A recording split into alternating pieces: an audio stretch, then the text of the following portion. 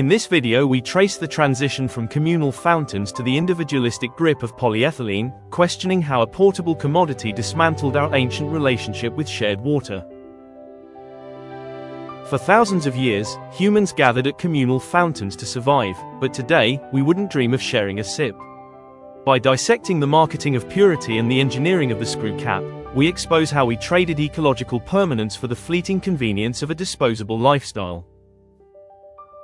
How did a single piece of screw cap engineering dismantle an ancient social ritual? We traded our ecological permanence for a disposable lifestyle, and the cost is hidden inside your hydration. The modern disruption. Water was once a public right. Now, it's a portable commodity. In under a century, we traded the fountain for the bottle. We bought a manufactured dream of purity. It reshaped our planet and our thirst. This is how plastic turned a shared necessity into an individualistic obsession. We revisited the era when hydration was a shared social contract, a time when public fountains and communal wells anchored daily life, reminding us that clean water was a collective responsibility, not a commodity.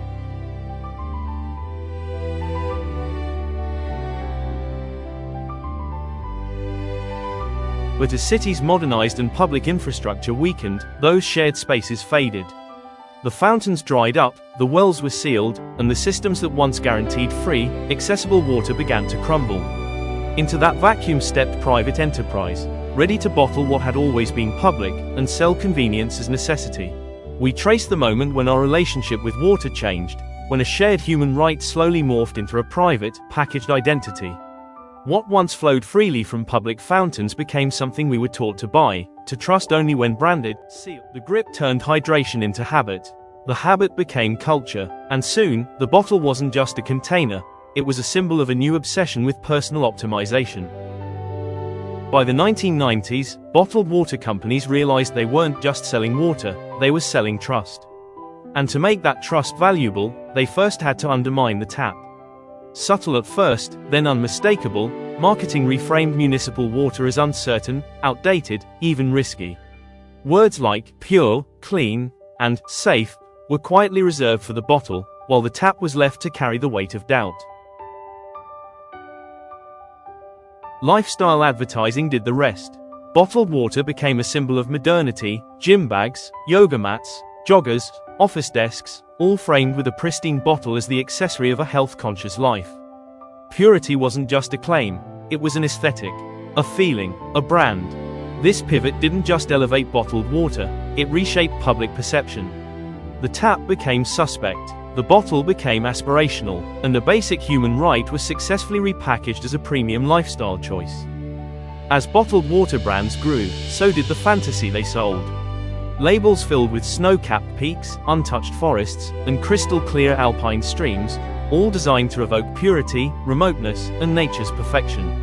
But behind the imagery was a quieter truth. Much of this, spring, water was simply filtered municipal tap, marked up thousands of %. The irony is almost cinematic. Corporations borrowed the aesthetics of wilderness to sell a product sourced from the very infrastructure they'd spent years undermining. The mountains were a metaphor, not a location. The purity was a feeling, not a fact. And consumers, primed by decades of fear-based marketing, reached for the bottle believing they were choosing nature, when they were often buying the city's own water, repackaged as luxury. The portability of plastic didn't just make water mobile, it made it monetizable. Once water could be carried anywhere, it could be sold anywhere, even in places where it had always been free. Parks, streets, schools, beaches, buses, gyms, every public space became a potential point of purchase. Mobility turned water into a commodity that followed us, rather than a resource we found in shared civic spaces. As profits grew, bottled water companies pushed aggressively into emerging markets. Instead of supporting investment in public utilities, they offered a shortcut: skip the pipes, skip the infrastructure, just buy the bottle. In many regions, this wasn't an accident, it was a strategy. Private water filled the gap where public systems were neglected, creating dependence on a product that cost far more than the tap ever would. And with every bottle sold, something deeper eroded. The presence of disposable water made the absence of public taps feel normal. Civic responsibility faded. The expectation that cities should provide clean, accessible drinking water weakened.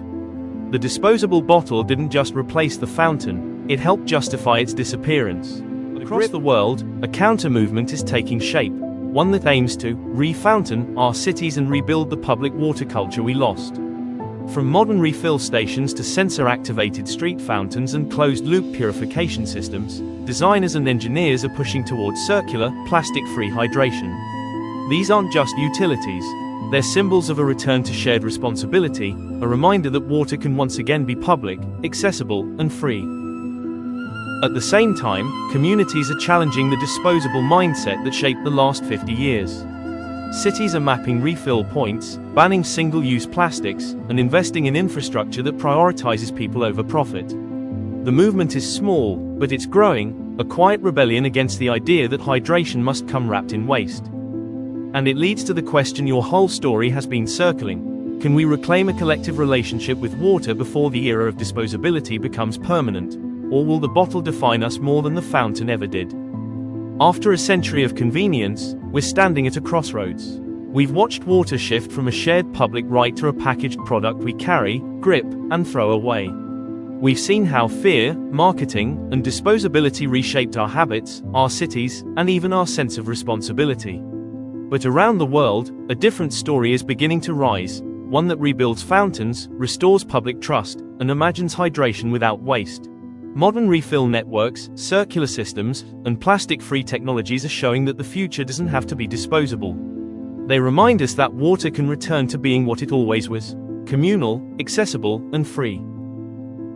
And so the final question remains, not for corporations, but for us. Can we reclaim a collective relationship with water before the disposable era becomes permanent, or will we let the bottle define the world we leave behind?